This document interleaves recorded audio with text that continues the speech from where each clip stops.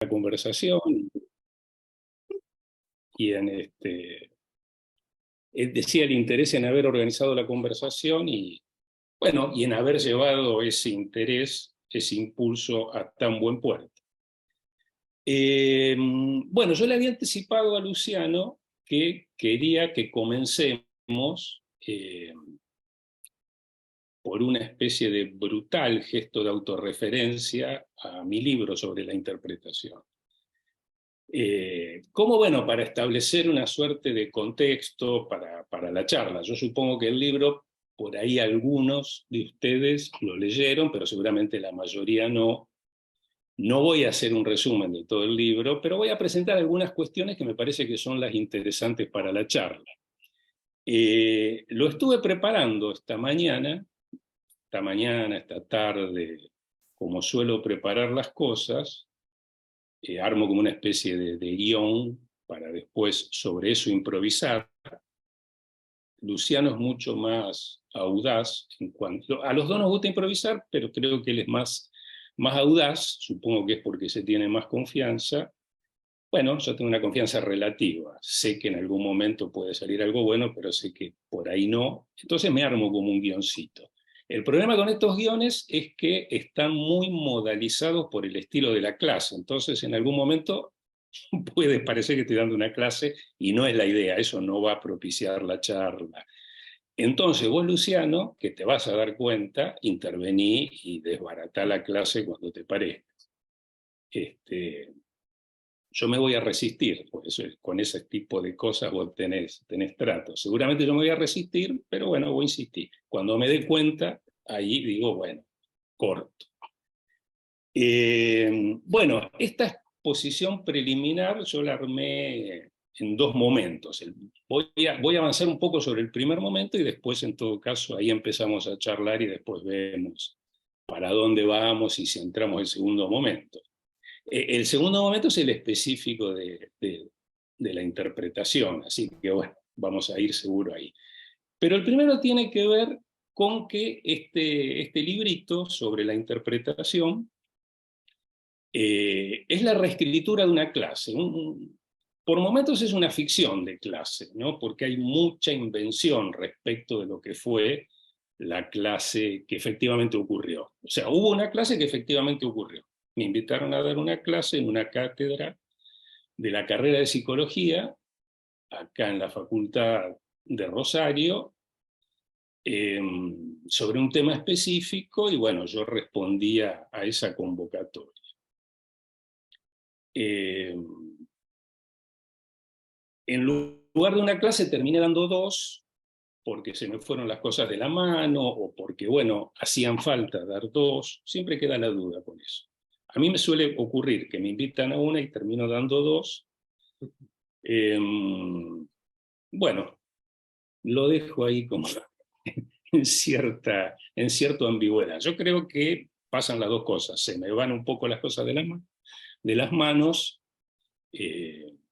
bueno, empiezo a improvisar, a asociar cosas que no tenía previsto, o demoro más en exponer las que tenía previsto, como está ocurriendo ahora mismo. Pero bueno, en la medida en que voy entrando en la textura problemática de aquello que me interesa, eso mismo hace que requiera más desarrollo o más exposición, o que yo tenga más ganas de seguir. Y me parezca que estaría muy bueno que me acompañen los estudiantes. Respecto de esas dos clases, esto es una especie de transposición, no sé, de otra cosa. Sin perder la referencia, ¿no?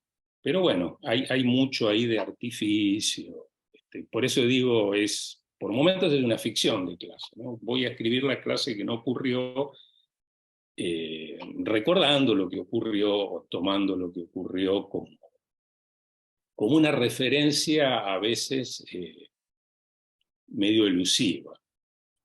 Bueno, el tema de la clase fue, por supuesto, la interpretación, o terminó siendo la interpretación, no estaba convocada bajo ese tema. Si no recuerdo mal, el tema con el que había sido convocada era la lectura como interpretación activa o algo por el estilo. En ese momento en la cátedra estaban trabajando, que es un autor de Foucault, se habían dado cuenta de que es un texto muy poco pedagogizable, hay como una especie de tara, a lo mejor ya se está abandonando, que es un texto que se lo usa mucho en muchas cátedras, y no está mal que así sea, pero es un texto muy, muy complejo y bueno, desborda los protocolos pedagógicos por montones de razones, ¿no? Es un texto en el que Foucault está actuando simultáneamente en distintos campos, a veces pasa de uno a otro suavemente, a veces pasa por saltos. Entonces, bueno, se toman ciertas cosas desprendidas de otras y eso al mismo tiempo que facilita, obstaculiza. Yo de todo esto estaba enterado porque entre los estudiantes de la materia estaba mi hija, Emilia. Entonces, cuando yo voy a dar la clase, además de que me encuentro, ya sabía que me iba a encontrar con esa felicidad también problemática, porque me hacía muy, muy feliz que estuviese Emilia y al mismo tiempo me daba mucha inquietud. Pero bueno, por Emilia, que también era como una especie de espía involuntario, yo sabía que se les había hecho un matete con que es un autor y que los iban a evaluar, iba a entrar en el parcial. Entonces también la clase tenía o sea, quería, entre otras cosas, tirar algunas líneas a los estudiantes para orientarlos en tanto iban a ser evaluados. A lo mejor si hubiesen sido mis estudiantes, yo mismo hubiese profundizado más en las complejidades de lo de Foucault. Pero bueno, empecé la clase tensionado entre lo que es mi impulso habitual, que es complejizar. Si vamos a jugar a aprender, vamos a tener que volver todo más complejo de lo aparente. Y al mismo tiempo, bueno, esa voluntad de complejizar tengo que tratar de reducirla en tanto mi hija y sus amigas están inquietas porque van a ser evaluadas y me parece que ni los profesores entendieron bien lo del retorno a, que es un motivo del ensayo de Foucault. No sé, no lo puedo hacer notar, pero bueno, lo tengo que decir. Bueno, tenía varios frentes, lo cual lo hacía todo más inquietante y más entretenido también que en otras ocasiones. Bueno, la clase entonces es sobre la lectura como interpretación activa, con miras a explicar esa ocurrencia de Foucault del retorno a, como fundador de discursividad, algo de lo que a los psicoanalistas les interesa particularmente. Pero bueno, simultáneamente la clase tenía como tema lo que se pone en juego cuando uno dicta una clase como estas, ¿no? Una clase en la cual inmediatamente se plantea una discordia entre lo que uno quiere transmitir, que es el vínculo entre saber y experiencia, que es siempre un vínculo complejo, problemático, desestabilizador, al mismo tiempo fascinante. Una discordia, digo, se plantea entre esto y los protocolos pedagógicos, ¿no? Bueno, pero tengo que dar una clase, tengo que poner en escena eh, lo que hay de problemático y de fascinante en el tema de la interpretación. Por ejemplo, que no puede haber teoría de la interpretación, aunque hablemos de la interpretación en general, que no hay conceptos que la definan, sino que la caracterizan tentativamente, todo eso, ¿no? Mostrar todo eso y mostrarlo en acto, hacerlo aparecer mientras yo mismo como profesor lo aprendo, porque yo creo que dar clases es eso, ¿no?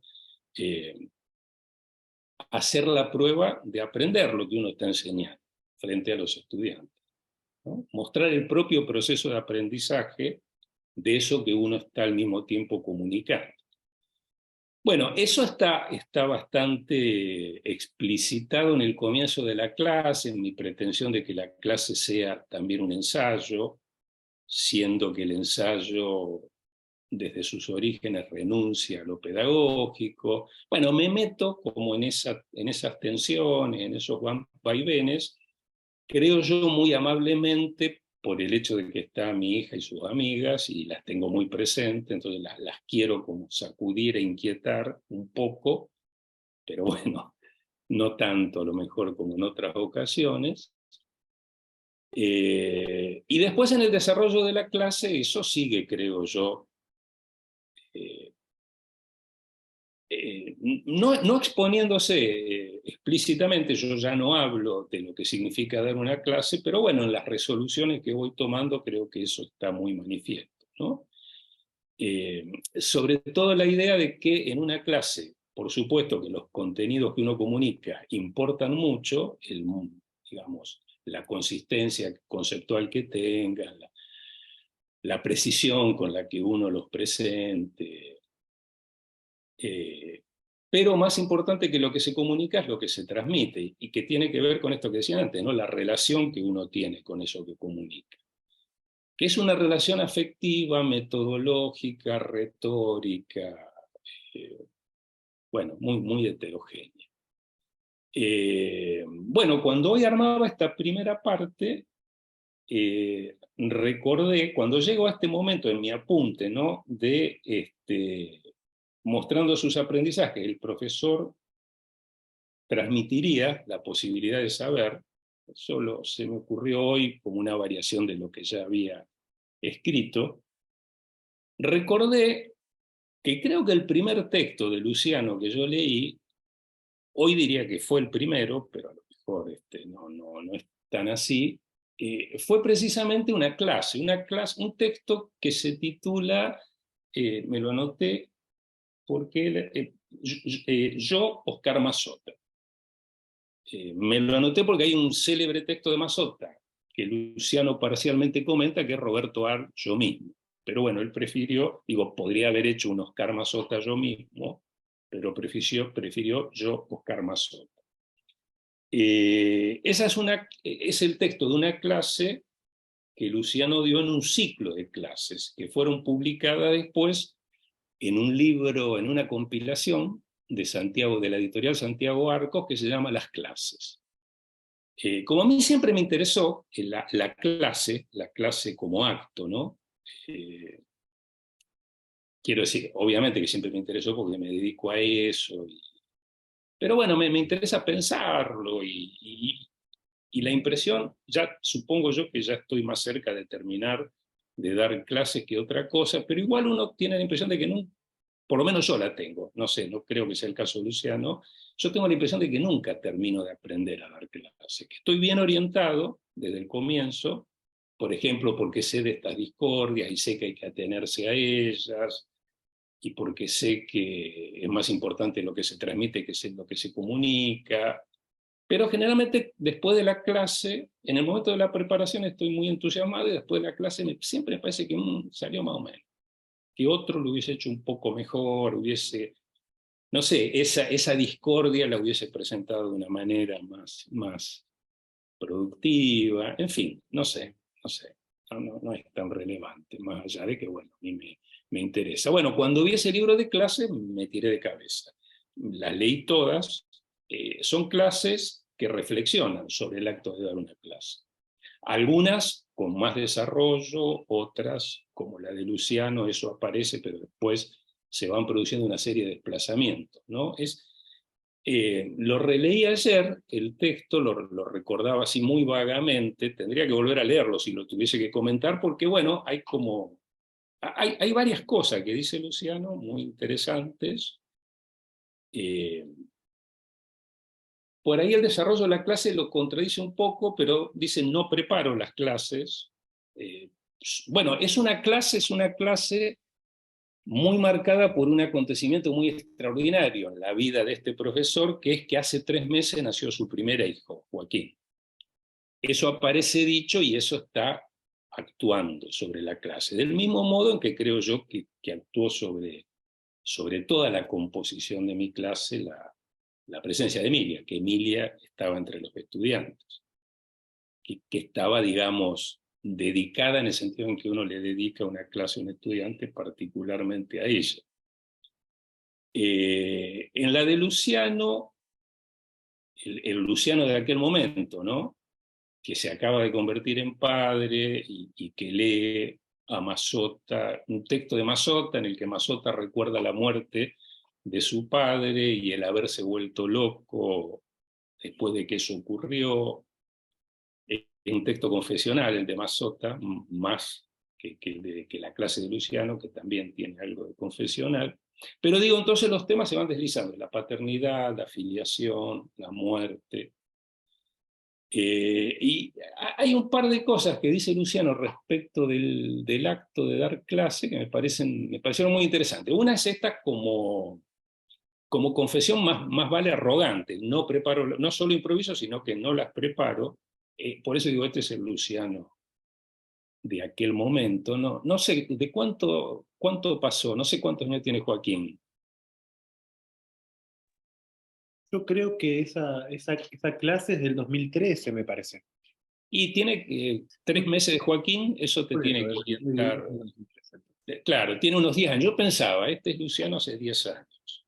¿Mm? No sé si cambiaste mucho, pero a lo mejor Porque bueno, al mismo tiempo que me resultó como bastante arrogante, más allá de que sea cierto o no, no las preparo, más doy muchas clases en la semana, es probable que la misma la dé en varios lugares. Todas cosas que nos pasan a todos los profesores, pero ahí están propuestas como una suerte de ética, ¿no?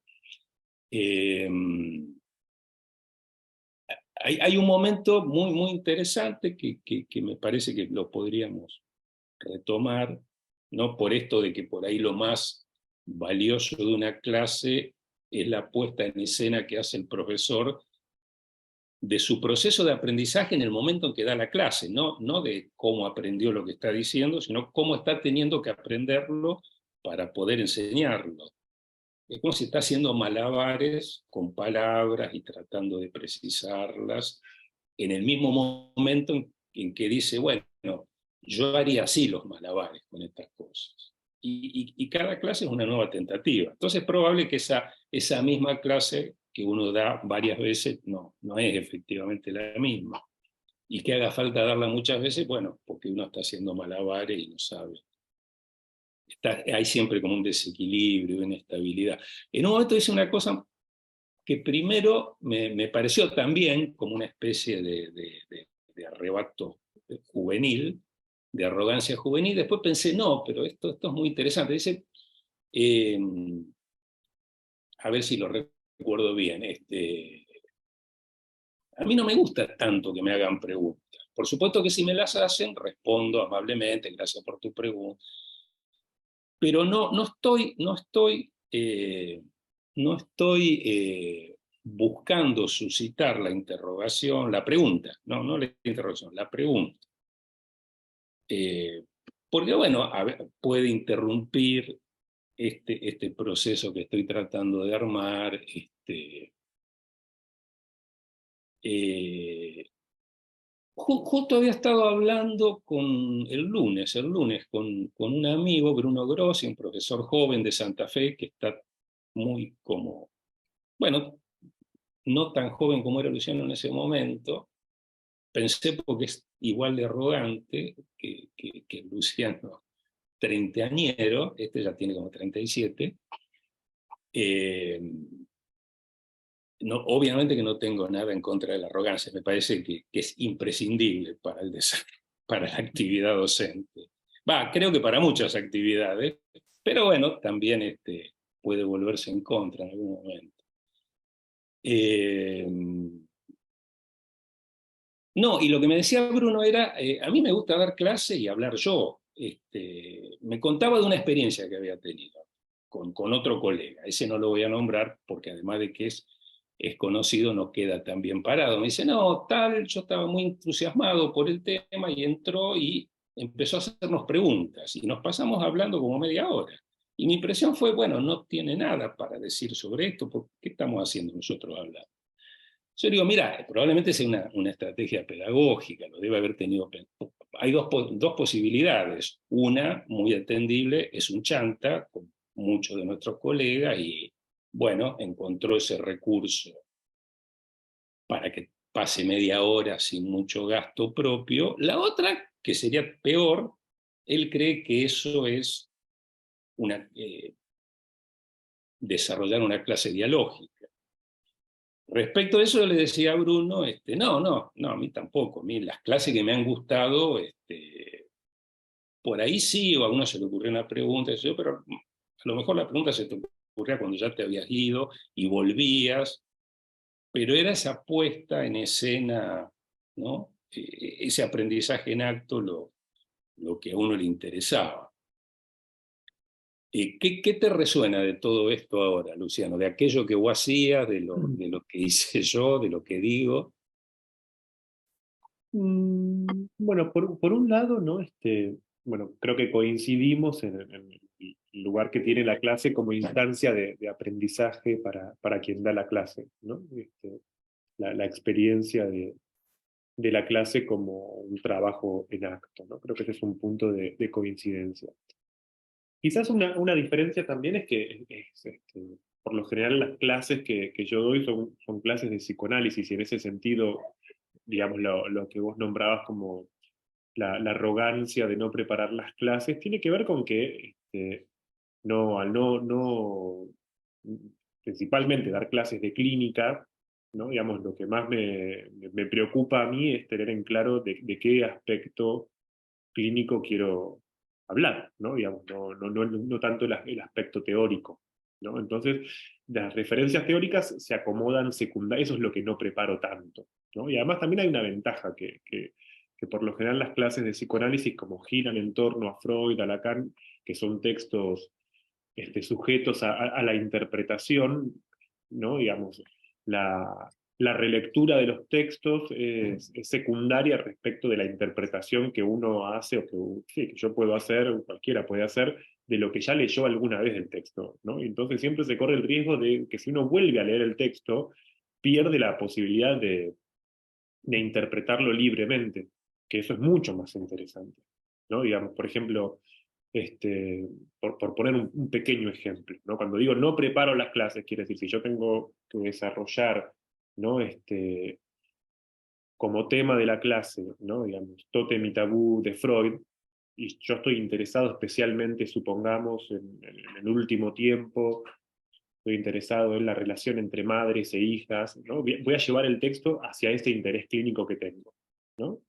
Y voy a hablar de lo que me acuerdo del texto de Freud, porque corro el riesgo de que si leo el texto de Freud, mi interpretación se va a debilitar, ¿no? Digamos, lo más probable es que no lo quiera leer a Freud para que justamente no me condicione tanto la lectura del texto, para que yo pueda, de alguna forma, hacerle decir a Freud más de lo que Freud dice, ¿no? Si yo me sujeto al estudio del texto en el sentido de que el no preparo las clases quiere decir no estudio el texto que tengo que dar cuando tengo que dar una clase, ¿no? Por lo general trato de que haya como una diferencia entre el momento en el que estudio y el momento en el que doy clase, ¿no? Es algo parecido a lo que a veces ocurre cuando, creo que Piaget decía que cuando él tenía que escribir un libro sobre un tema, nunca leía nada parecido o cercano a ese tema, ¿no? Porque eso corría el riesgo de anularle la capacidad de escribir. Entonces más bien se prestaba, ¿no? Como a él escribir y desarrollar y jugar y hacerle decir a los autores, ¿no? Digamos, de lo que él estaba interesado y después de alguna forma eso se iba a poder acercar. Y creo que a veces, o al menos a mí me parece, es mucho más potente el recuerdo de la lectura que la lectura misma a veces, ¿no? Digamos, al menos para mí, ¿no? Digamos, el recuerdo de la lectura, ¿no? El haber leído, ¿no? Creo que en tu libro vos decís algo interesante, una referencia, este, creo que es de Barthes, que vos decís que releíste o que fuiste a leer el texto de la voluntad de poder de Nietzsche por una referencia que hace Barthes, ¿no? Y que te decepcionaste, digamos, te encontraste con que el texto de Nietzsche es mucho más rico que lo que dice Barthes y que en todo caso seguramente Barthes no lo había leído lo suficiente quizás o no lo había estudiado lo suficiente, ¿no?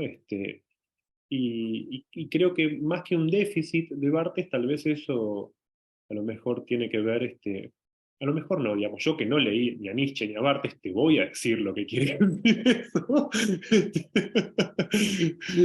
¿no? Porque es precisa, se necesita una interpretación, ¿no? Digamos, y muy posiblemente Barthes,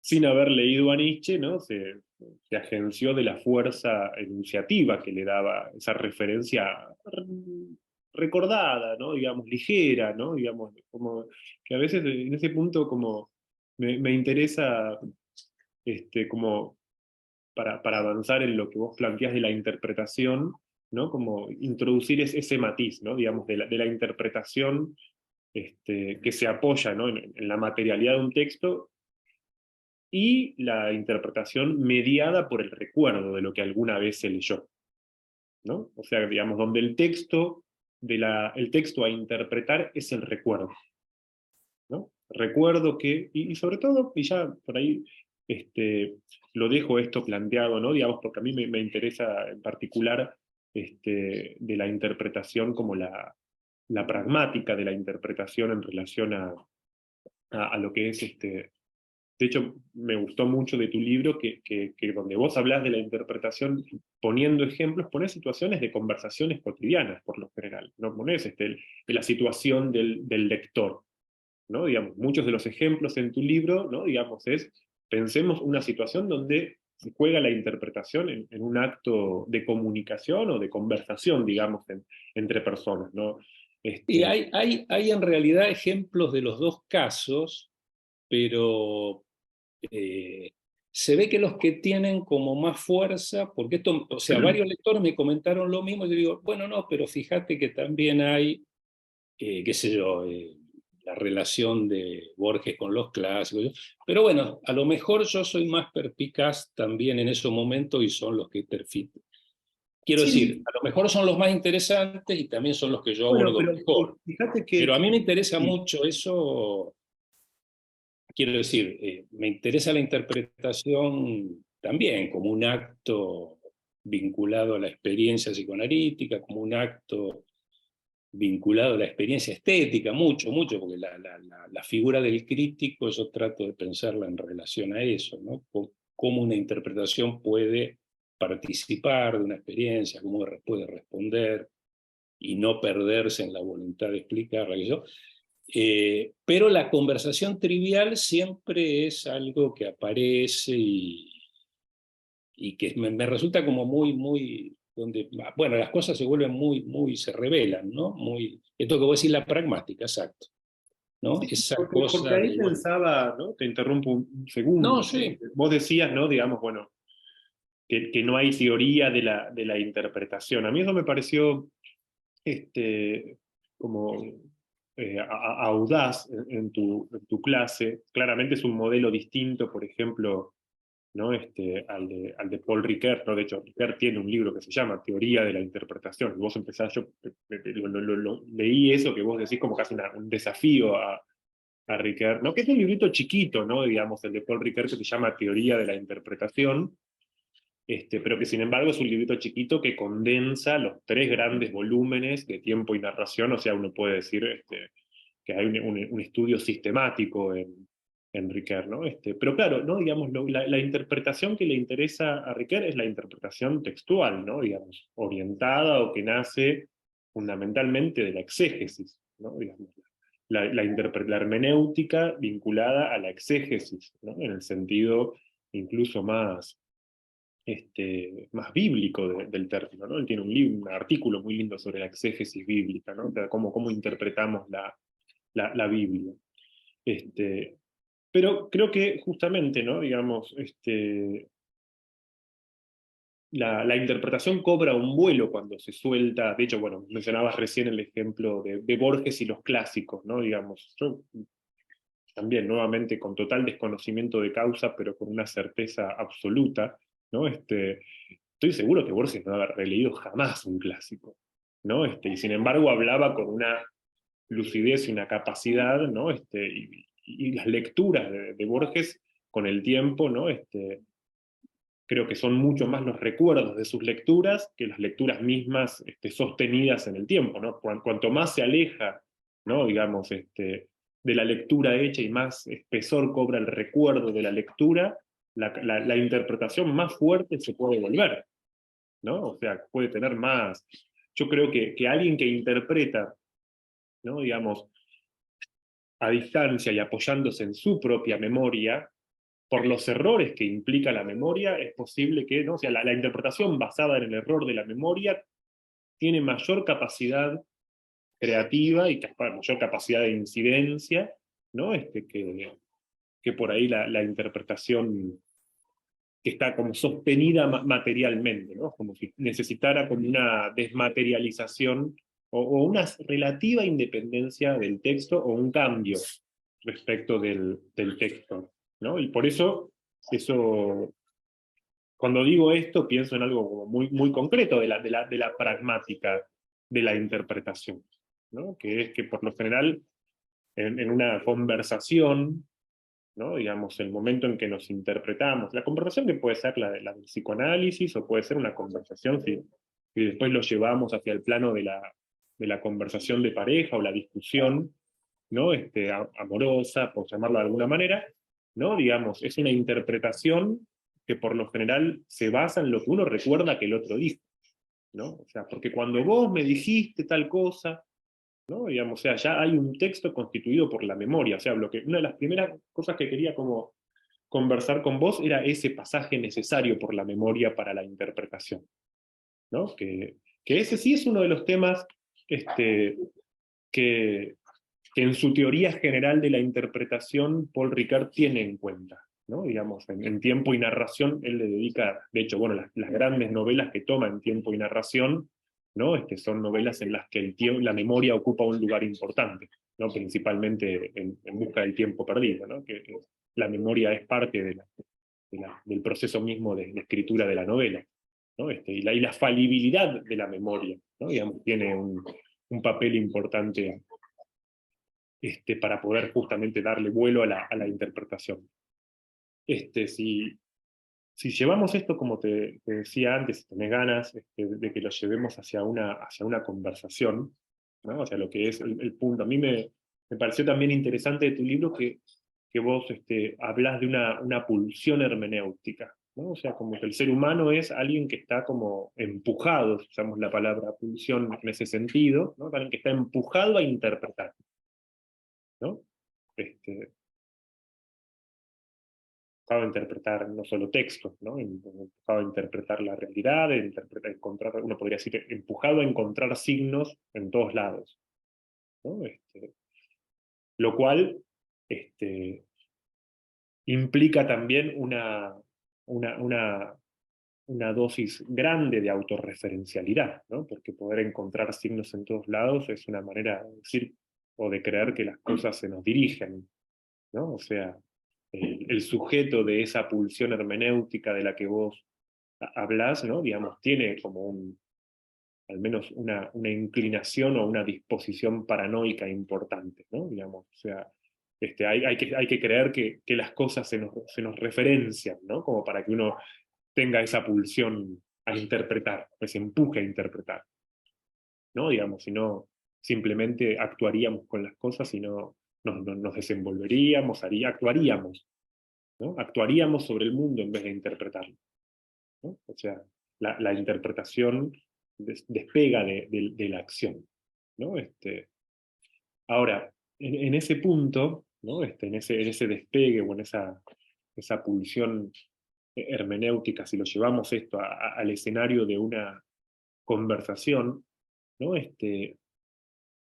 La situación que quiero plantearte para ver cómo la pensás vos, ¿no? Es la de quien, cuando le tiene que decir a alguien o a otro, ¿no? Digamos, por ejemplo, vos me estás este, planteando algunas cuestiones, ¿no? Yo converso con vos me decís ciertas cosas, ¿no? Pero las interpretaciones más fuertes no van a ser las que yo haga respecto de lo que vos decís, ¿no? Digamos, si retomamos lo que dije antes de la memoria como esa mediación, ¿no? Necesaria para la interpretación, ¿no? Digamos, en un sentido mucho más fuerte, mis interpretaciones van a estar basadas en la autorreferencialidad de mi memoria, o sea, yo voy a estar respondiéndole mucho más a mis propias interpretaciones a las interpretaciones implícitas a las que ya hice, basadas en lo que recuerdo de lo que vos me dijiste, que a lo que vos me dijiste, ¿no? Y esto de alguna forma lleva a un... Para mí esa es una forma de explicar o de dar cuenta de algo que vos decís en el libro como medio al pasar, casi como un supuesto, ¿no? Digamos, creo que en el libro es como un supuesto del que vos partís al principio, que es que hay malentendido, ¿no? Digamos, en ese punto, ¿por qué hay mal? Uno podría preguntarte, ¿y por qué vos decís? ¿De dónde sacás que? ¿Qué justifica que hay malentendido? ¿No? Digamos, para mí una de las formas de justificación del malentendido es la autorreferencialidad de la interpretación, ¿no? Que la interpretación en última instancia es interpretación que lleva, ¿no? Digamos, no es interpretación de lo que el otro dice, ¿no? Sino que es interpretación de lo que uno recuerda fallidamente de lo que el otro dijo. Y en ese punto ya hay y eso explica también, o me parece que da cuenta también de otro de los puntos que vos mencionás, que es que toda interpretación es interpretación de una interpretación, ¿no? Hay un presupuesto de la interpretación sobre sí misma, ¿sí? Claro, te iba a decir eso. Bueno, después algo que es obvio, pero me parece importante señalarlo, esta incidencia como decisiva, ¿no?, que tiene la memoria en cualquier acto de interpretación, es sobre todo la incidencia que tiene el olvido, ¿no? Hay una frase, me acuerdo que demoré muchísimo tiempo en entenderla, que dice Barthes, creo que es en un libro del SZ, que es como una especie de simulacro de teoría de la interpretación, una especie de parodia, como si monta una parodia de lo que sería una exégesis sujeta a distintas codificaciones y sin decirlo hace aparecer continuamente el fracaso de lo mismo que está llevando a cabo, al mismo tiempo que lo realiza, ¿no? Que lo realiza. Es como si mostrase, digamos, el fracaso de la exégesis en una tentativa de realizarla. Y en un momento dice, leo porque olvido. Leo en este sentido de transformo aquello que leo, una obra en un texto, lo pluralizo, lo someto a un golpe de ambigüedad, lo desvío de su curso habitual. Leo en este sentido de lo que yo llamo interpretación activa o interpretación imaginativa, la que mantiene en vida lo interpretado en el sentido de que lo mantiene sujeto a variaciones, ¿no? Y ahí, claro, por supuesto, es la memoria, pero bueno, en este sentido de su dependencia respecto del olvido, ¿no? Es cierto eso que vos decís, no, me resultaba muy, muy convincente esto, no voy, yo por ejemplo tengo la costumbre, por el contrario, eh, de volver, por ejemplo, qué sé yo, tengo que dar una clase sobre la noción de texto en Barthes, y vuelvo a leer de la obra El texto y La muerte del autor, que los debo haber leído 50 veces.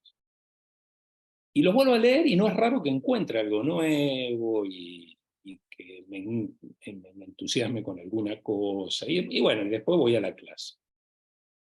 Es cierto que en la clase yo llevo ese guión preparado y después aparecen esos momentos de recuerdo olvido, que suelen ser los que a mí también me parecen como lo más interesante, los más ligados a esta idea de aprendizaje, ¿no?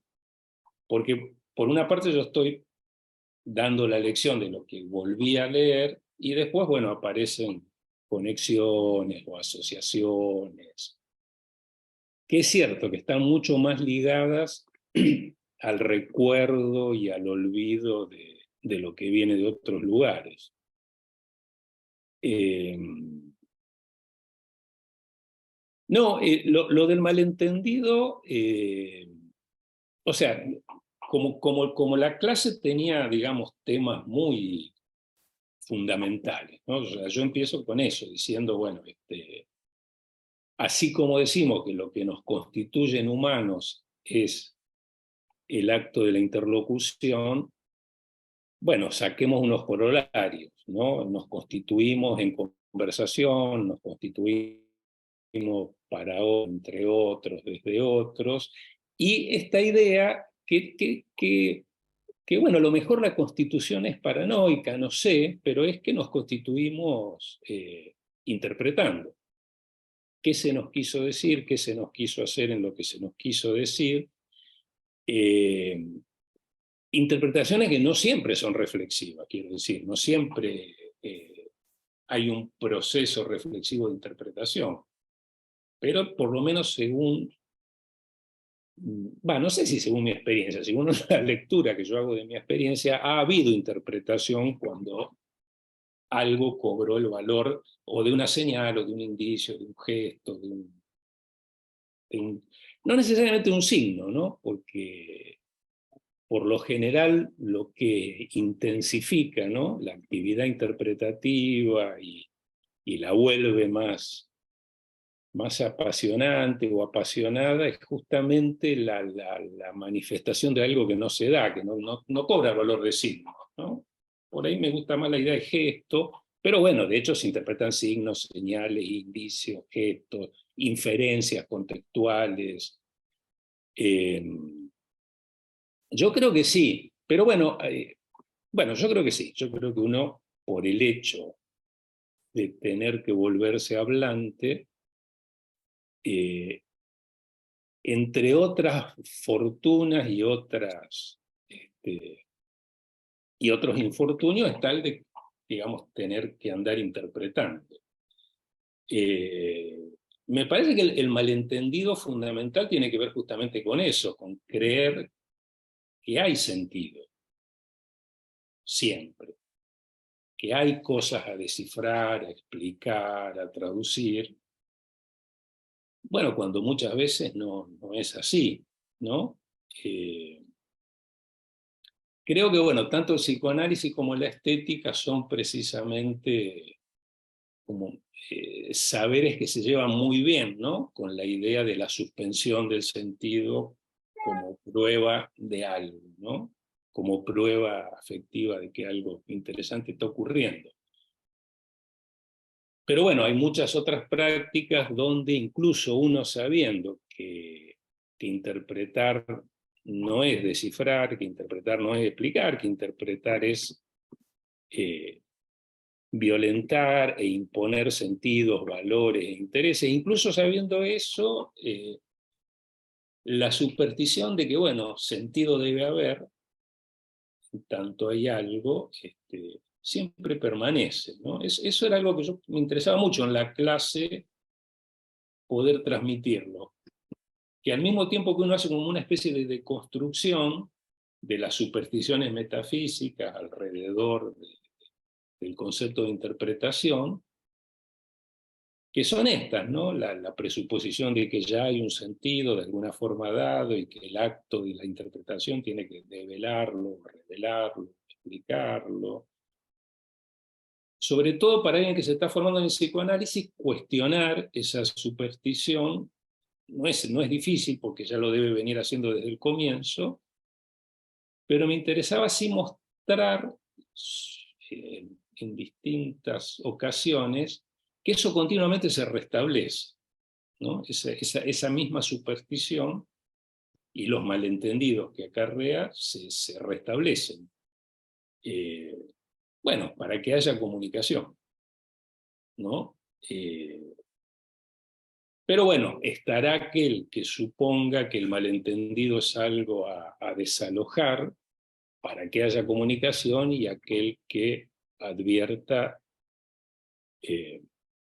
bueno, la función estructurante, ¿no?, que tiene el malentendido en la comunicación, en la interpretación, en la explicación. Eh, Y pensaba, ¿no? Vos planteás ese contrapunto, ¿no? Digamos, Después se me acordó que te quiero hacer una pregunta, porque es vale, sí. algo que digo para no... No, ahora hablas, pero digo, así me acordé que te hago una pregunta que es puntual de algo que no terminé de entender y que tiene que ver con esto de que toda interpretación es interpretación de interpretaciones, ¿no? No interpretación del hecho en sí, sino de las interpretaciones que de alguna forma ya lo están o acosando o modelando. Bueno, ahora, por ahí que decís esto, ¿no? Como de esas interpretaciones que acosan, ¿no? por ahí pensaba, o a ver, te propongo esta idea, a ver cómo la ves vos, ¿no? Yo pensaba que no, respecto, volviendo a esta idea de esta pulsión de interpretación o pulsión hermenéutica, este empuje a interpretar, ¿no?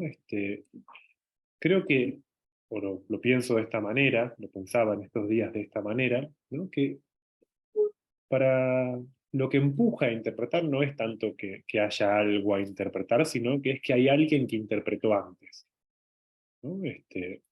¿No? Y ahí me importa la referencia a un alguien, ¿no? Vuelvo a esa escena mítica, ¿no? En la que, por ejemplo, ¿no? El náufrago va caminando por la playa y ve el mar, ve la arena, ve quizás unas palmeras, ¿no? Pero su necesidad de interpretación surge cuando ve una huella, ¿no? O sea, si no hubiera un alguien que produjo esa huella, ¿no? No habría necesidad de interpretación, ¿no? Pienso en ese... Y en ese punto, digo, ¿no? Vos decís, nos la pasamos interpretando o tenemos ese empuje, ¿no? Y yo pensaba, o esta es la idea en resumidas cuentas, ¿no? Que la necesidad de interpretación es para no ser interpretados o para no, ¿no? Como defensa respecto de una interpretación primaria que viene de otro, ¿no? Creo que lo plantearía de esta forma. Creo que más tendemos a interpretar cuanto más interpretados nos sentimos, de alguna manera, ¿no? O sea, como si fuera una violencia, ¿no? Vos decís, hay una violencia en interpretar, ¿no? Pero la primera violencia es pasiva, es exterior. Creo que en el contexto de una conversación, ¿no? De una discusión, esto es más o menos palpable, ¿no? ¿No? Cuando aparecen esos momentos en los que alguien dice, bueno, déjame hablar, ¿no? Déjame que yo te diga, ¿no? Como, digamos, ese punto donde no, que no gane tu interpretación, ¿no? Hay algo de la tensión de ser interpretado por otro, ¿no? Incluso a veces de formas muy sutiles, ¿no? Creo que la palabra del otro nunca es comunicativa, ¿no? A partir del momento en el que nos preguntamos qué nos quiso decir el otro cuando nos dijo algo, ahí ya, independientemente de cualquier intencionalidad externa, nos sentimos interpretados, ¿no? Digamos, ¿no? Digamos, el gesto mínimo, la base querer interpretar es haber sufrido pasivamente, ¿no? Una interpretación consciente o no, explícita o no. ¿No? Es como si el punto, por eso hablaba de algo, de un gesto como medio paranoico, ¿no? Digamos, bueno, tiene que haber una interpretación en un otro primero, ¿no? Digamos, el otro me interpretó, y porque el otro me interpretó, entonces, ¿no? Algo que hoy me parece, ¿no? Es como relevante si pensamos en esa situación, en esa interacción frecuente, hoy en día cuando, por ejemplo, alguien le manda un mensaje a alguien y lo bloquea, ¿no? O sea, ¿no? Que es una interacción que, bueno, en la consulta clínica a veces se escucha, ¿no? Eventualmente que alguien o se queja o lo hizo, ¿no? De eso, ¿no? Dice, bueno, y entonces le mandé un mensaje y lo bloqueé, ¿no? ¿No? Ese punto donde pretender o el artificio para crear una interpretación unilateral. Este, ¿Querías hacer una pregunta sobre algo sobre Sí, sí. Sí, te iba a hacer una pregunta, lo que pasa es que es muy puntual, pero ahora me quedé pensando en esto, que claro, quiero decir, esto de esta especie de compulsión a la interpretación. Lo que pasa es que, claro, cuando uno dice interpretación, o por lo menos a mí me pasa, hay veces que la palabra se orienta hacia un sentido que tiene que ver con decodificar. Quiero decir, si yo en una conversación digo que eh, me siento, digamos, inclinado a interpretar lo que el otro me está queriendo hacer cuando me dice tal cosa, ahí yo creo que caí en la trampa inevitable, porque es la de la, me parece ahora me pongo cauteloso, estoy entre psicoanalistas, me parece que la trampa de la intersubjetividad, digo, si, en tanto habrá intersubjetividad, va a aparecer esta suposición de, bueno, por ejemplo eso, ¿no? Algo que me está dirigido. Hay otro modo por ahí de interpretar en una conversación, por ejemplo, interpretar el chiste de un amigo con otro chiste. Y ahí interpretar tiene más el sentido de participar, ¿no? Lo acerca a la interpretación como la que uno busca, como la que yo busco, ¿no? Como crítico literario, que digo, no, yo no quiero explicar los textos, yo quiero participar del movimiento que el texto produjo en mi vida. Quiero plegarme a eso con otra escritura que lo tome como pretexto y que lo lleve en alguna otra dirección. A lo mejor mientras parece que lo explica, mientras parece que lo comenta. Pero el sentido fuerte, y que creo que también cabe a la interpretación psicoanalítica, es más ese de participar, ¿no? de ejecutar. Un poco el sentido de interpretar el que tiene en la música o por ahí en el teatro, ¿no? Actuar algo, o sea, ya más desligarlo de la cosa exegética. Ahora, la cosa exegética, y sí, claro, es cierto, es paranoica, ¿no? Y yo antes por eso decía de pasada, ¿no? Se arma la escena de la intersubjetividad y siempre hay otros y otros con mayúsculas y para otro, desde otro, y todo eso propiciando, acosando, limitando, posibilitando, en ese componente paranoico que yo entonces lo ligaría más a este carácter exegético, ¿no? Al sentido exegético de interpretación. Ese, por supuesto, claro, es el que prevalece en la discusión mientras la discusión no se aligera, ¿no? Porque, por ejemplo, si aparece un chiste y eso propicia un desbande de la discusión, no es algo muy... No. Bueno, depende, puede ocurrir, puede no ocurrir, aunque el otro no lo escuche, ¿no? Pero si el que está, digamos, entrampado en la discusión se lo escucha, a lo mejor ya queda en otro lugar. Y eso es cierto que implica como un desprendimiento, ¿no? De esa pulsión paranoica, ¿no? Como si, bueno, quedo librado al malentendido, ¿no? Me parece que eso está muy como en el... Voy a ser anticipado en un posteo que me ibas a preguntar eh, cómo se sale de una discusión matrimonial. Hoy, entre las cosas que releí mi libro y encontré que ya había respondido a eso. No, en realidad la pregunta que vos me decías que me ibas a hacer era por qué yo solía usar en una clase, por ejemplo, sobre la interpretación, pero puede ser, qué sé yo, sobre los performativos de Austin, sobre, qué sé yo, sobre Saussure mismo, ¿por qué se me suele ir a la conversación, ¿no? La exposición, digo, bueno, consideremos esta conversación. Bueno, creo que es porque es la realidad, ¿no? Del lenguaje. Los otros ejemplos tienden como a borrar dimensiones fundamentales para pensar el lenguaje. Pero bueno, después en particular la conversación, la conversación de pareja cuando se ha planteado una discusión, ¿no? Eh,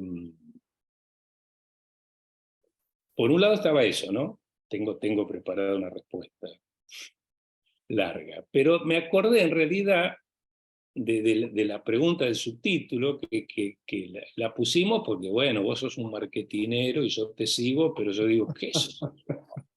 Ni bien yo lo posteé, lo posteé en Facebook, alguien inmediatamente comentó y yo dije, ya está, este dijo todo lo que hay para decir, que dijo, de una discusión de pareja solo se sale saliendo de la pareja, y ni siquiera así. Me encantó, digo, sí, es cierto, en algún sentido es cierto.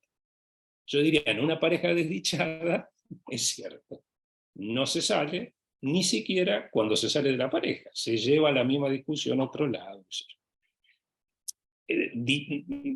pareja desdichada, pareja dichosa es un artificio también que forma parte de la comedia. Digo, si hay pareja habrá desdicha y habrá dicha en el mejor de los casos.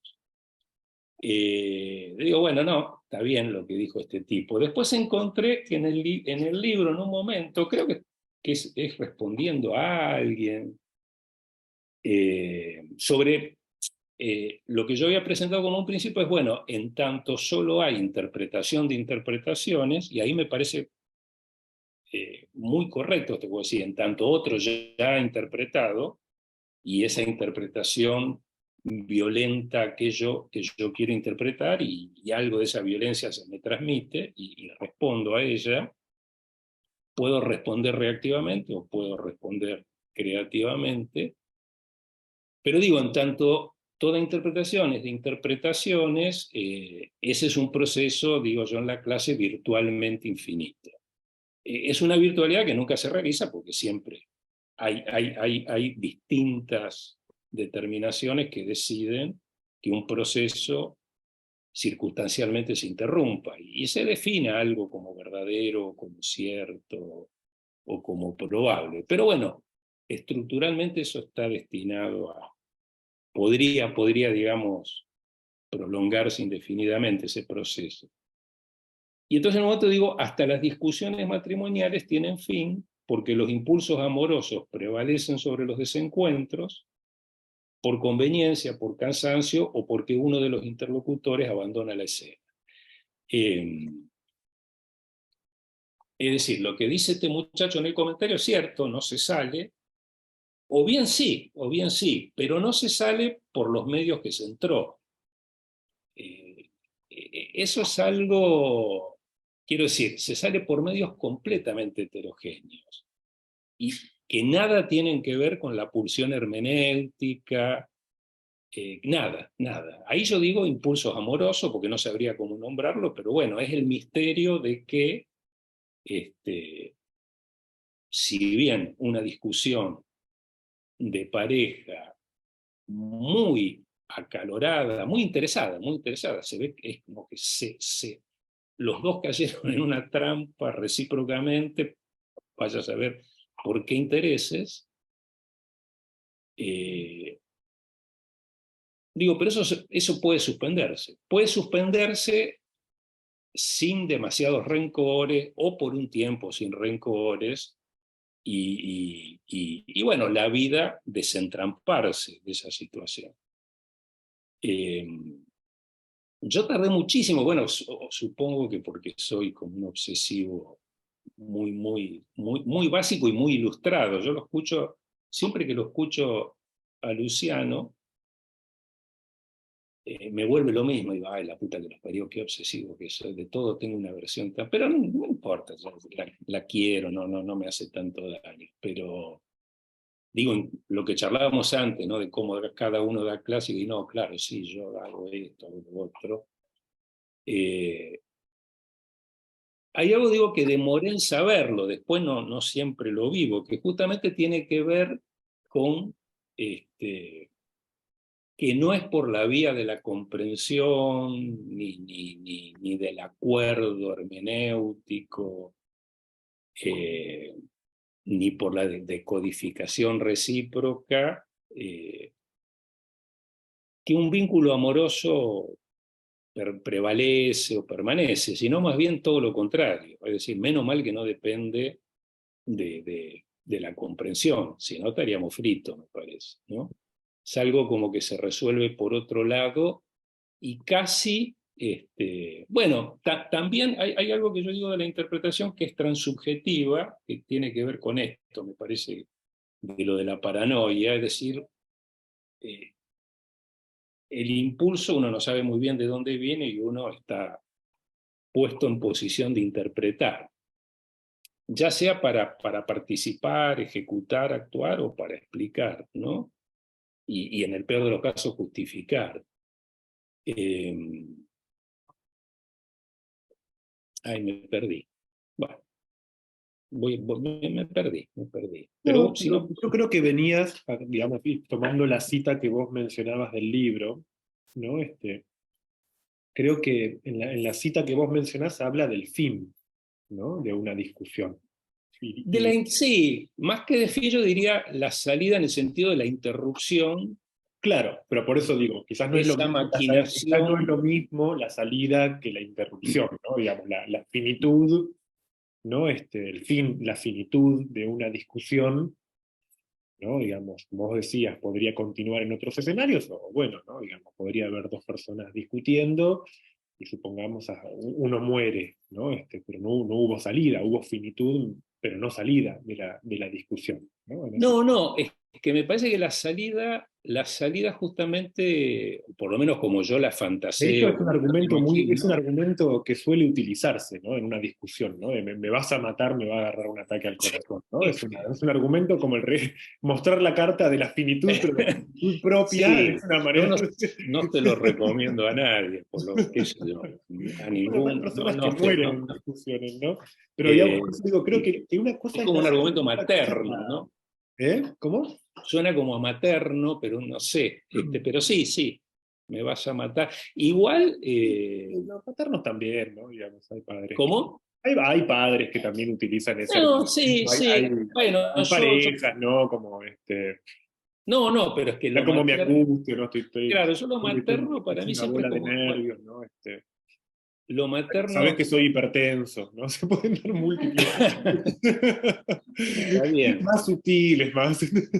Sí, sí. No, yo tiendo por una deformación familiar a atribuirle a lo materno una cantidad de cosas que habría que distribuir más generosamente y a lo Un paterno poco otra cantidad más. de cosas que también habría que distribuir. El recurso a Casi todo lo que meter la tiene mano que en el ver. bolso y sacar un Alplax, deja que tomo esto, ¿no? Eso está generalizado, ¿no? No, sí, para mí casi todo lo que tiene que ver con el funcionamiento maquínico, ¿viste? La idea bartesiana de que la lengua es facilita porque te obliga, eso es todo lo materno, ¿no? Pero obviamente que no. eh, Cada vez que lo expongo se me viene abajo, alguien me lo cuestiona con razón y No, pero dentro de la pragmática bueno, yendo como a la práctica del psicoanalista, no es extraño o es un detalle al que hay que prestarle atención cuando alguien viene y dice, bueno, anoche estuve discutiendo, ¿no? Con mi pareja y me tuve que tomar un ribotril para dormir, ¿no? Es el punto donde, ¿no? Hay una especie de salto extemporáneo, ¿no? Digamos, para poner un sí. fin. Pero, justamente, ¿no? Hay un fin donde no hay salida, ¿no? La finitud es una de las formas de la no salida, ¿no? Y la pregunta por la salida es otra, ¿no? No, no, no, sí, sí, por eso digo que es completamente heterogénea. Cuando digo, eh, cuando invoco el amor, sin saber muy bien qué invoco, pero es precisamente algo que instantáneamente te pone fuera, yo diría del lenguaje en este sentido, ¿no? De la confrontación de interpretaciones, ¿no? No, no, no. Yo lo pienso de una forma más, quizás pragmática también, ¿no? Digamos, yendo puntualmente a la idea de salida, ¿no? Me parece que la salida de una discusión, ¿no? Y de una discusión amorosa en particular, ¿no? Va de la mano de, de la disponibilidad que uno pueda tener para tolerar la violencia del otro, ¿no? La violencia interpretativa del otro, ¿no? Hay formas cínicas de tolerar la violencia del otro. La forma más No, cínica no, de tolerar no, la pero violencia del otro es... disponibilidad me parece un término muy preciso, ¿no? Y lo que pasa es que a mí esa disponibilidad me parece que es amorosa, o la podemos llamar ética, para mí serían ahí como sinónimos, ¿no? Es justamente esa disposición, bueno, a recordar que el otro es otro de una manera, pienso sobre todo en la discusión matrimonial, ¿no? Por eso decía, para mí fue como un aprendizaje. Me acuerdo estar en análisis, no hace tanto, pero en un momento muy, ya hace un tiempo, pero un análisis muy puntual, y decir, bueno, por lo visto, podemos amarnos, aunque no me parece que nos comprendemos del todo. Digo, y yo mismo decir, bueno, pero yo lo que quiero es que me amen y amar. O sea, pero me costó un huevo, literalmente, renunciar a la comprensión. A Bueno, decir, te voy a dar ay, un no voy a ser ejemplo de lo comprendido, que, no voy a ser, ahora no, que te escucho ¿eh? decir esto, ahora que te escucho decir, te voy a dar un ejemplo que pienso que te va a gustar, porque a vos te gustan las historias matrimoniales, ¿no? Cuando veníamos para acá con Verónica en el auto, ¿qué pasa, Juan? No me quiere dejar contar una anécdota de la mamá, ¿verdad? Que Y sí, y donde la sí, protege a la madre. Este, claro. cuando Emilia veníamos también para me dice, acá, cuando veníamos para acá en el auto, ¿no? Verónica me contaba que había visto a una, a, a una pareja por primera vez, había tenido una entrevista por primera vez con una pareja, que había estado muy bien esa entrevista y que era una entrevista en la que el varón de la pareja, ¿no? Era un tipo que, digamos, al que ella le reprochaba, ¿no? La mujer le reprochaba, ¿no? A veces ser un mentiroso, ¿no? ¿No? Lo que ocurre es que él es un mentiroso, ¿no? Pero no un mentiroso con ánimo de engañarme a Clara Verónica, sino un mentiroso de esos que, por ejemplo, le dijo que había ido, estaba haciendo trámites y en realidad estaba en el cine, ¿no? Digamos, o sea, ese tipo. Y yo le digo, ¿cómo un mentiroso? ¿No? Y me dice, Verónica me dice, bueno, un poquito menos que vos, me dice, ¿no? Pero más o menos yo, en ese momento, viniendo a esta conversación, ¿no? Digamos, la otra Verónica me dice, mentiroso, ¿no? Y en ese momento yo dije, bueno, corro el riesgo de decirle, frenemos el auto, conversemos acerca de la mentira, cómo es que yo soy un mentiroso. Yo tengo una relación muy particular con la realidad, ¿no? Digamos, pero no es la de la mentira, creo, ¿no? Todo se resolvió en que finalmente vamos a hacer una charla sobre la mentira en algún momento, en la que espero indicarme sobre esta cuestión. Pero hay un punto donde indirectamente, ¿no? Como decía recién, creo que de una discusión se sale tolerando cierta cuota de injuria, ¿no? Vos decías recién, ¿no? Nos amamos pero no nos comprendemos, ¿no? Y yo creo que le daría un paso más. pero ese no nos comprendemos es irónico, ¿eh? Es Bueno, irónico. No creo que se trate de comprender. Digo, justamente, y es como un error en mi caso, no lo extendería, pero bueno, supongo que debe ser muy común a muchos. Por lo menos tengo muchos amigos varones a los que, muchos, varios, a los que les pasa lo mismo, que es, bueno, es una escena como esta que vos acabas de contar. La mujer lo tiene identificado con alguna falta. Lo más gracioso es que para el que está afuera dice, y sí, sí, pero no es tan importante. Pero bueno, el que está capturado por esa inculpación, la vive de una manera muy dramática, muy como infantil, tenga la edad que tenga, porque tengo amigos de muy diferentes edades.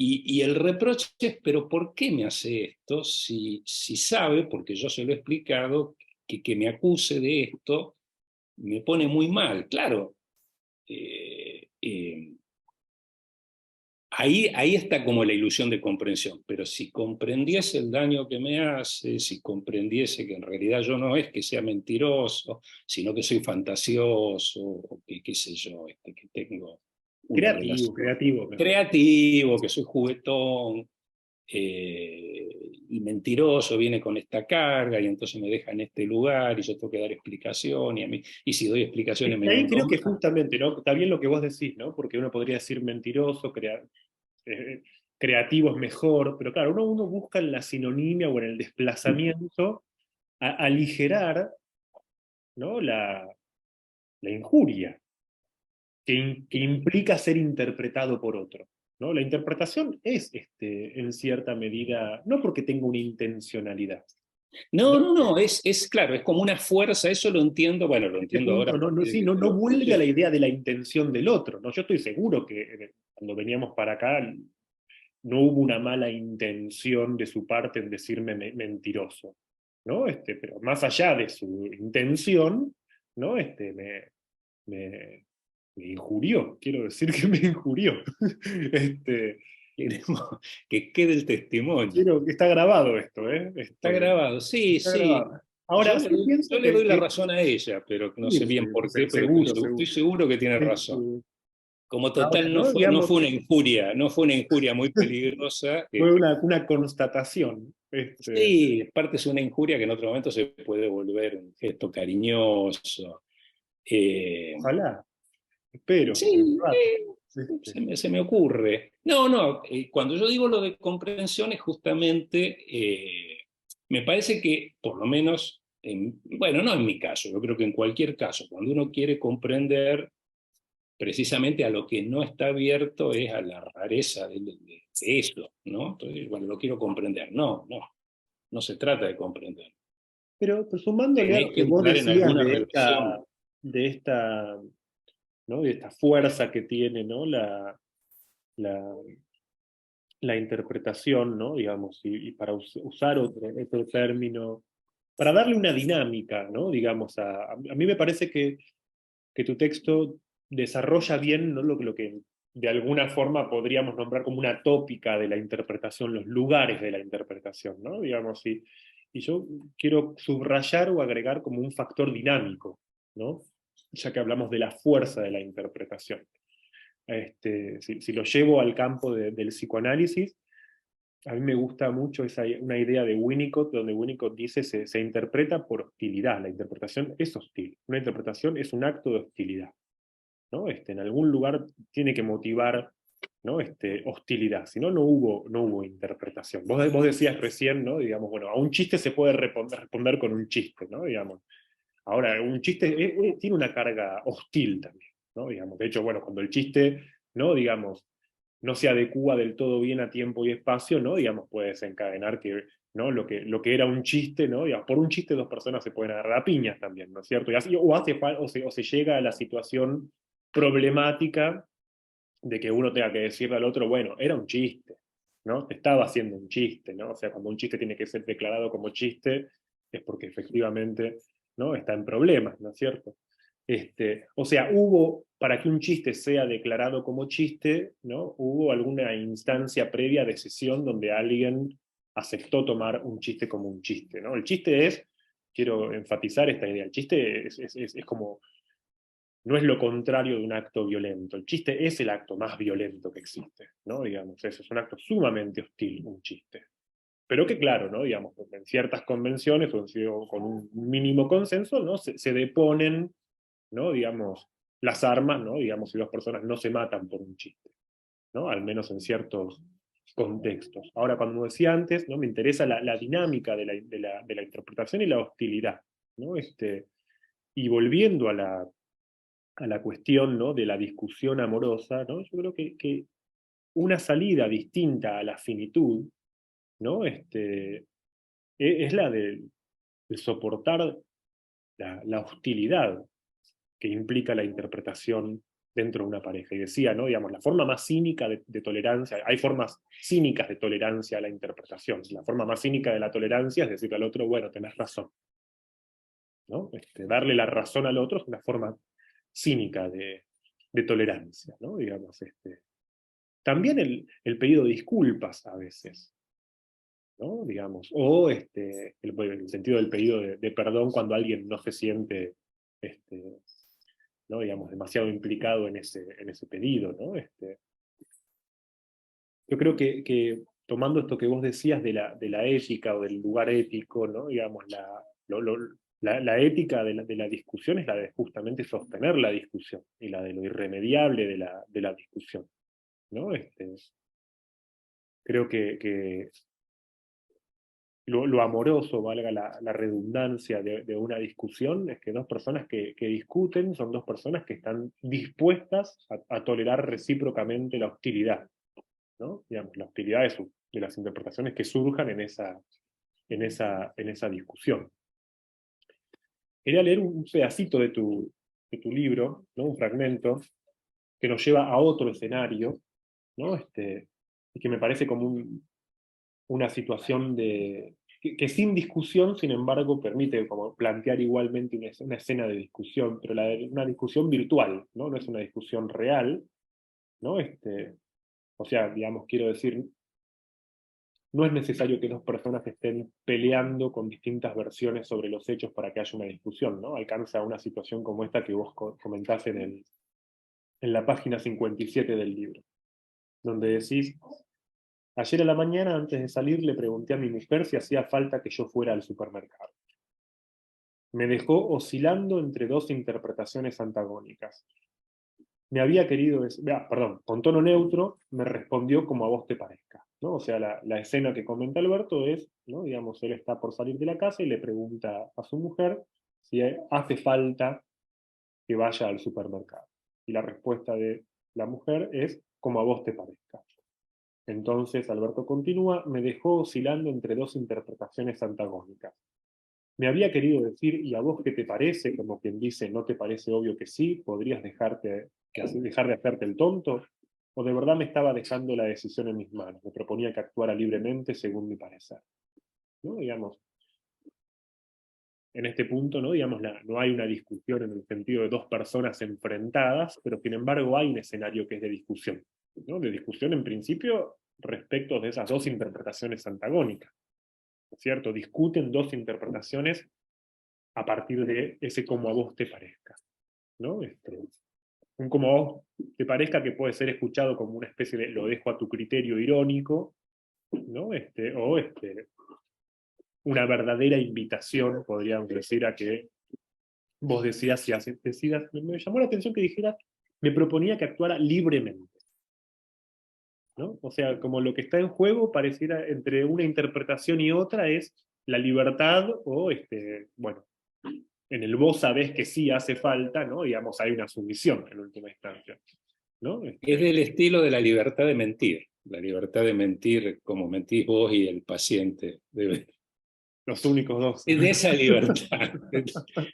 Porque en realidad la escena lo que va armando es la cosa infantil, el marido en la posición infantil.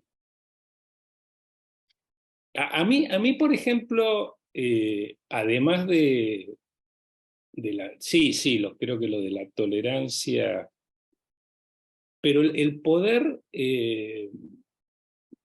transformar el melodrama de la discusión, o por lo menos, claro, yo estoy pensando en el tipo de discusión en las que yo quedo entrampado, siempre son melodramáticas, siempre es la virtud que no es reconocida. ¿Cómo yo, que soy tan bueno, puedo ser acusado de mentiroso si yo soy bueno?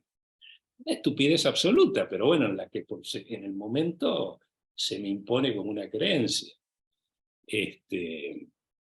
Fuera de la escena, como, bueno, entonces justamente el golpe de comedia o la versión de comedia de lo mismo, por lo menos en mi caso, muchas veces puede propiciar la salida, ¿no? Una especie como de desplazamiento de perspectiva. Cuando yo invoco el amor, que no sé qué invoco, estoy invocando eso, porque en realidad hay veces que ese desplazamiento no ocurre en absoluto. Y las condiciones eran las mismas que las de otro momento. Las condiciones discursivas, digo, la discusión era más o menos la misma. Y uno como si no hubiese aprendido nada, bueno, queda entrampado, ¿no? Reproduce. Para cómo yo soy muy locuaz, ¿eh? Entonces peor.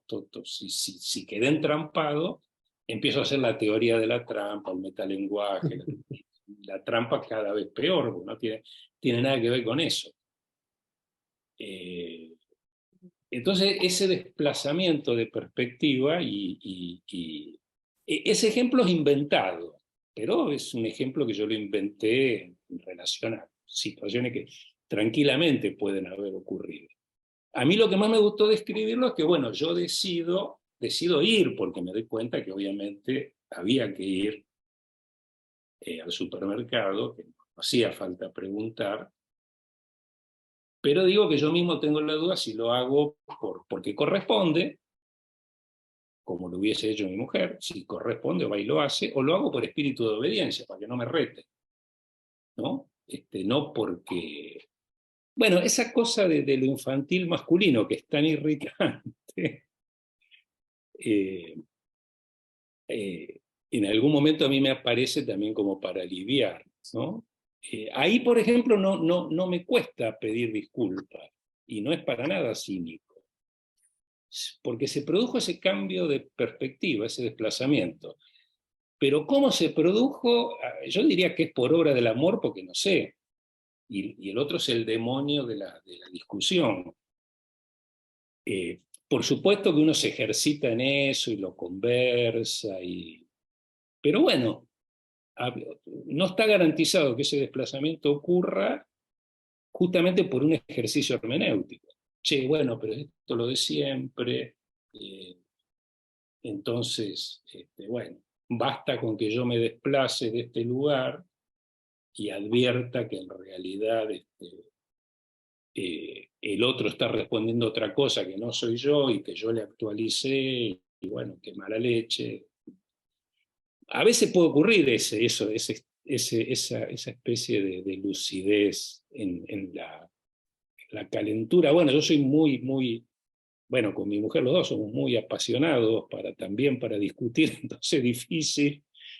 Digo, supongo que habrá parejas que discutirán con menos pasión, qué sé yo.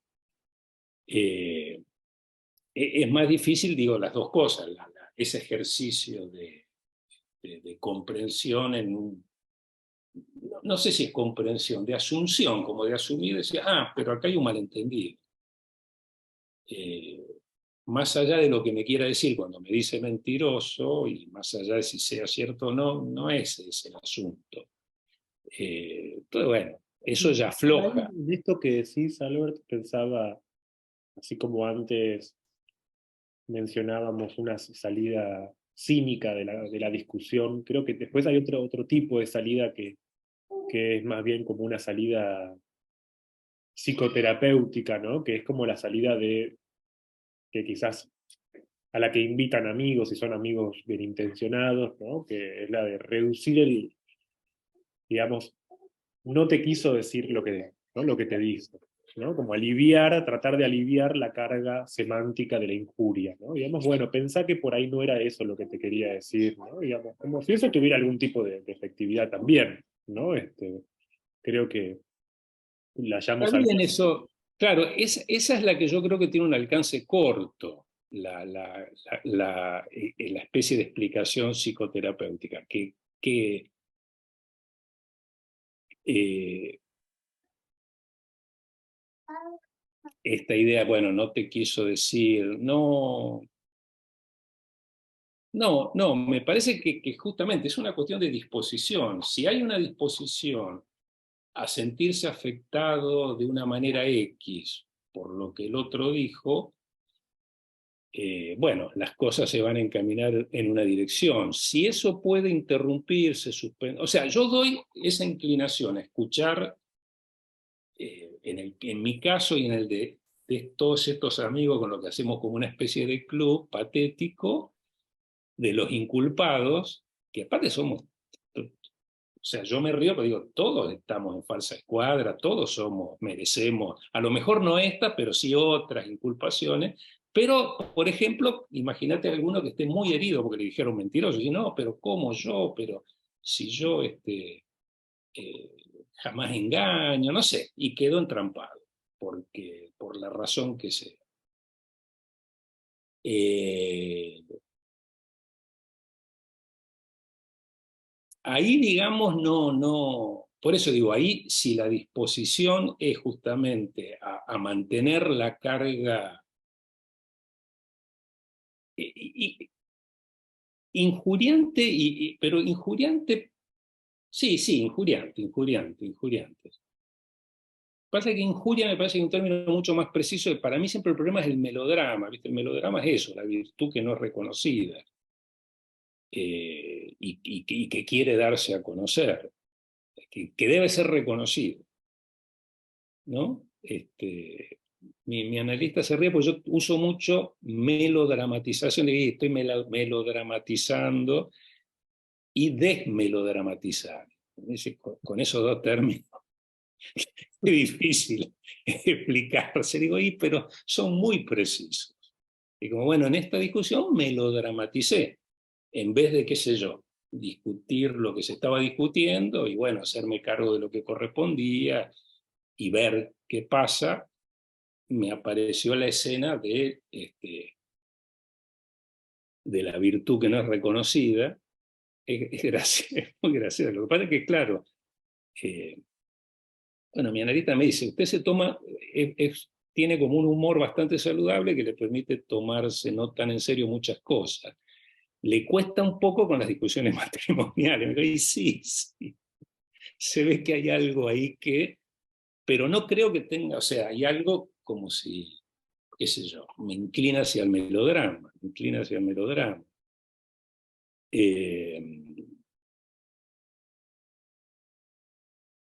claro, yo no, estoy como reescuchando lo que vos decías. eh, Esta cuestión de la ética que pasaría por no querer reducir el carácter injuriante, sino,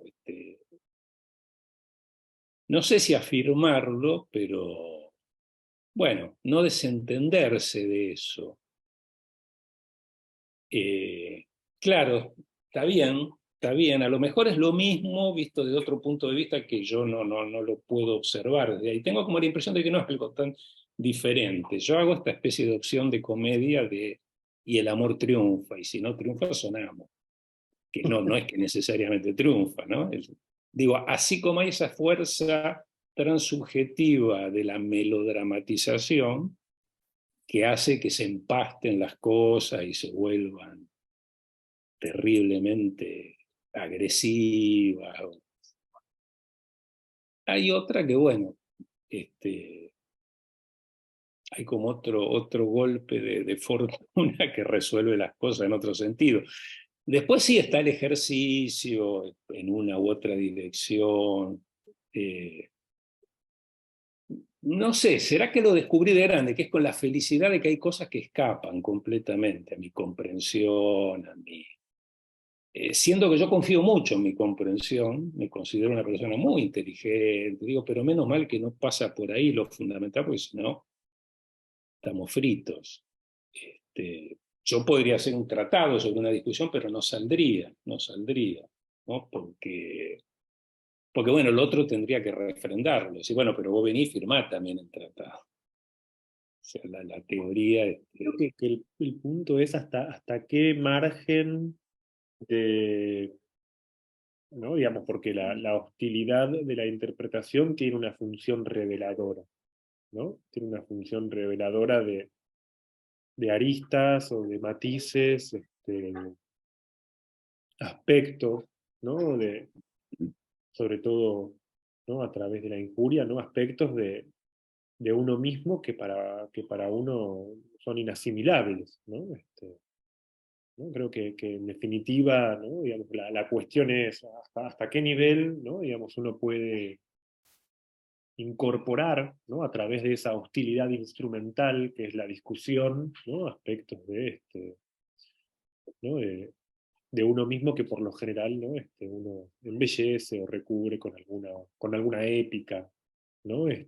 Como decir, bueno, la virtud no reconocida, ¿no? Es una épica, ¿no? Un modo narrativo, ¿no? De un hambre de reconocimiento, ¿no? Digamos, que es menos épico, dicho así también, ¿cierto? Este, pero volviendo al ejemplo, y ahí creo que hay alguien que levanta la mano, así que voy a ser breve, ¿no? En el ejemplo que vos mencionabas, ¿no? O en la situación imaginaria del libro, ¿no? Digamos, ese como a vos te parezca y me dejó oscilando entre dos interpretaciones, me habría querido decir, ¿y a vos qué te parece? Como quien dice, ¿no te parece obvio? ¿O de verdad estaba dejando la decisión en mal? ¿No? Como, ahí la interpretación no la dispara la palabra de verdad. ¿No? A mí me parece que volviendo a lo que decía al principio, ¿no? La interpretación no aparece porque el otro haya dicho como a vos te parezca, ¿no? Digamos, es un enunciado que tiene un mínimo de contenido como para disparar la interpretación, ¿no? La interpretación la dispara, ¿no? Más bien una interpretación previa que es, ¿no? La podríamos enunciar de esta forma, ¿no? Digamos, ¿qué margen de libertad tiene un marido sumiso? ¿No? Digamos, o sea, un marido sumiso es un marido menos libre, ¿no? Es como si esa fuera, a esa interpretación responde este antagonismo que se formula después, ¿no? Me da esa impresión, ¿no? Por eso, este, ¿no? Digamos, no, más que interpretar las palabras del otro, ¿no? Digamos, no hay interpretación de las palabras del otro, ¿no? Sino que hay respuesta a la interpretación que prevalecía en uno antes de que se encontrara con el otro. Lo que pasa es que no cualquier otro te dispara o te da Claro, la... el asunto es ese, ¿no? Por qué suelen ser, digo, cuando yo pensaba, bueno, ¿por qué siempre voy, no siempre, pero en una clase voy ahí? Bueno, tiene que ver con esto, ¿no? Que justamente no cualquier otro, en mi caso, te mete en la escena melodramática. La escena melodramática está armada, qué sé yo, desde cuándo, y ese es el código hermenéutico. Entonces, qué sé yo, alguien te puede saludar y la interpretación justamente, como es interpretación de interpretaciones, lo que pasa es que ese es el caso. Yo trato como de hacer jugar algo que no sé qué tanto se sostendrá, como una diferencia entre una interpretación activa y una reactiva. Eh, la reactiva sería justamente esta, ¿no? Que, bueno, al carácter oportuno de una pregunta, oportuno en el sentido, y mirá, me parece que sí, porque no te deja de joder y andar,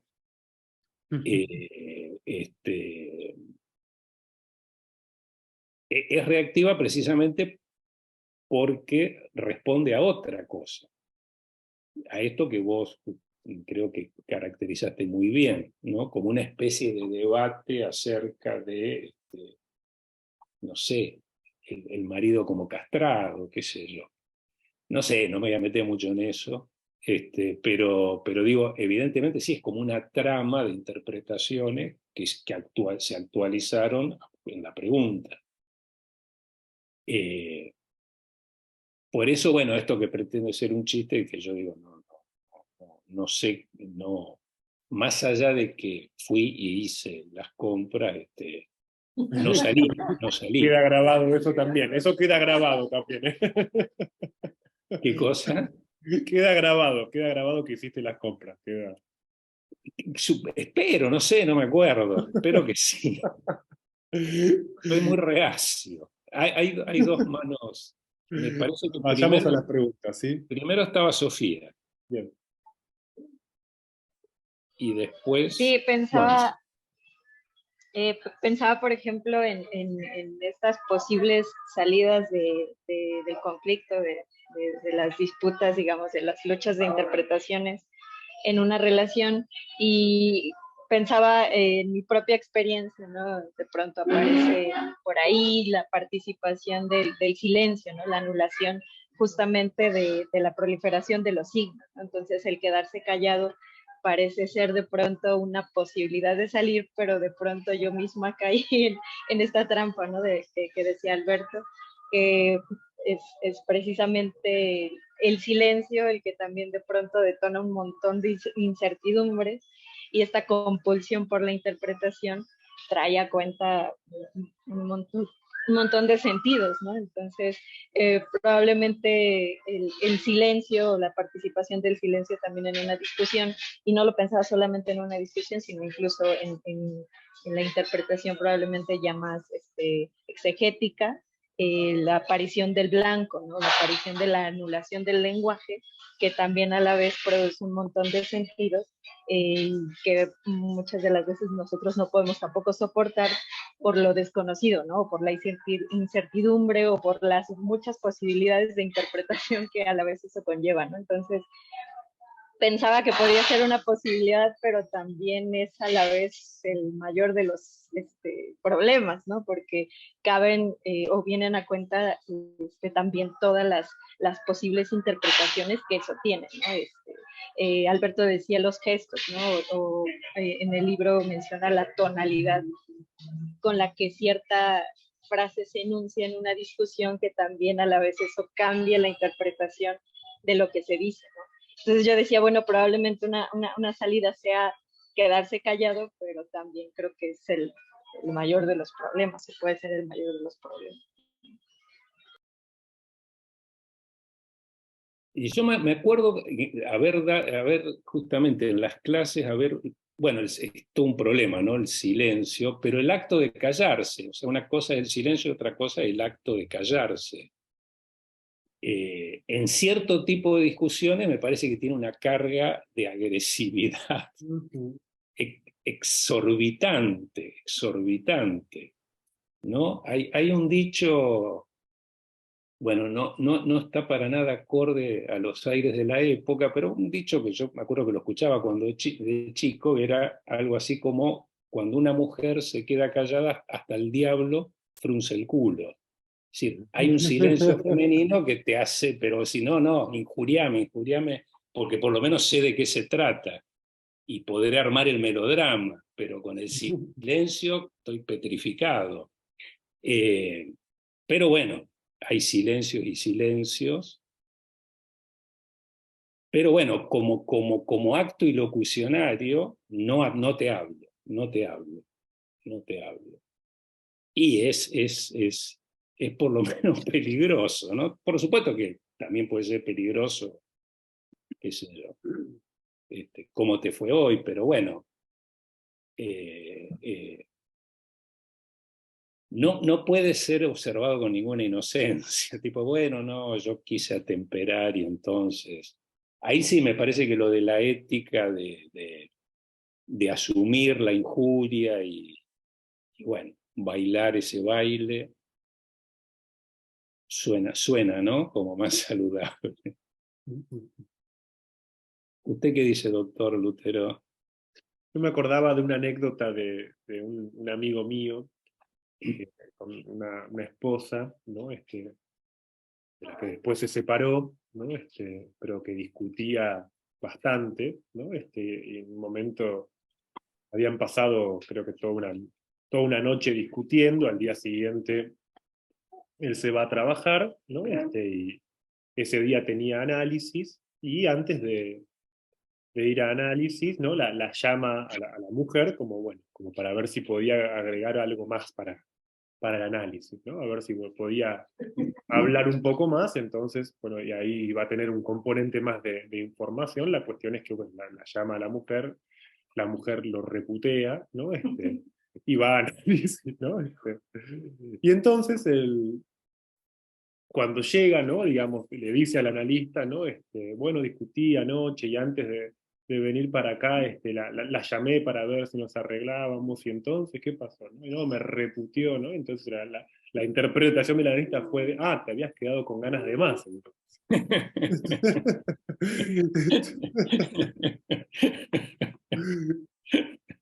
O Ahí sea, Juanse, ¿no? Juanse tenía una ¿cómo se pregunta. tenía una pregunta? Exacto.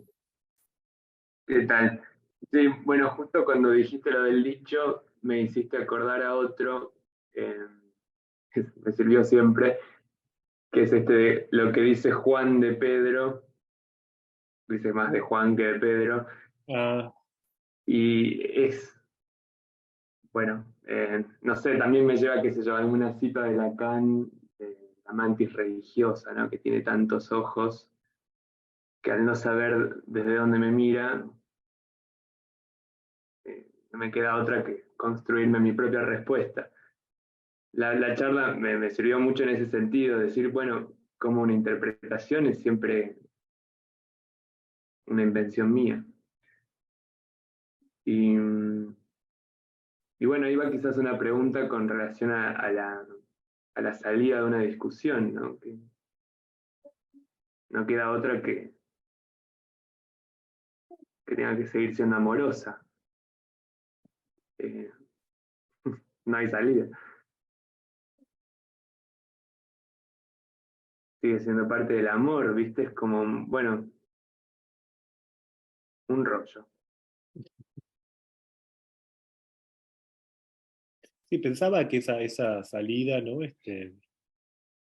Ahora que decíamos esto de la hostilidad, ¿no? Y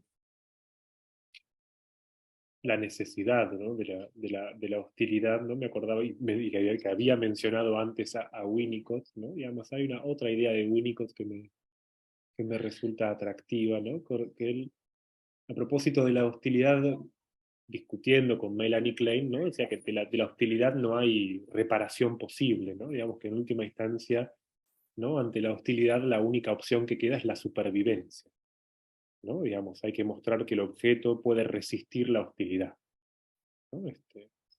Y esa me parece que es una linda idea, ¿no?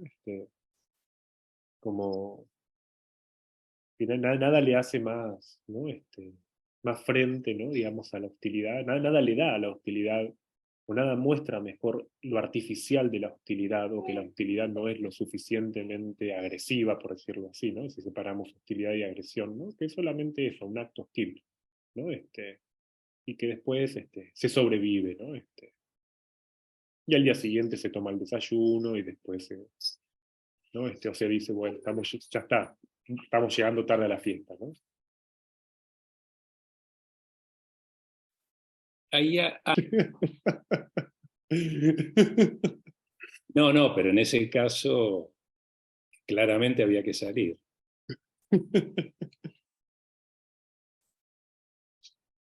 Con este frío salir, mira. Bueno, Bueno, muy bien. Llegamos a... salimos de esto. Salimos. Es justo hay un De botoncito esto es que dice fácil. salir abajo. Abajo hay un Por botón. eso, de esto es fácil, hay que apretar, haces un clic y salís. Esto es sencillo. Bueno, muchas gracias a todas. Bueno, sí. No sé si Leti y NASA quieren decir algo de parte de la editorial. Bueno, me acerco acá. Acá se acerca Leti. No, simplemente gracias a todos por participar, por comprar el libro, por las preguntas. Y bueno, seguimos ahí en contacto en las redes, vamos a estar en la FED, ahora a partir del 3 de agosto. Y si no nos encuentran en las redes, para lo que necesiten, nos preguntan y siempre estamos. Gracias a todos. Bueno, muchas gracias. Adiós. Nos veremos. Hasta luego. No, bueno, que la grabación después la ponemos. Que después se envía la grabación. Ah, buenísimo. Gracias.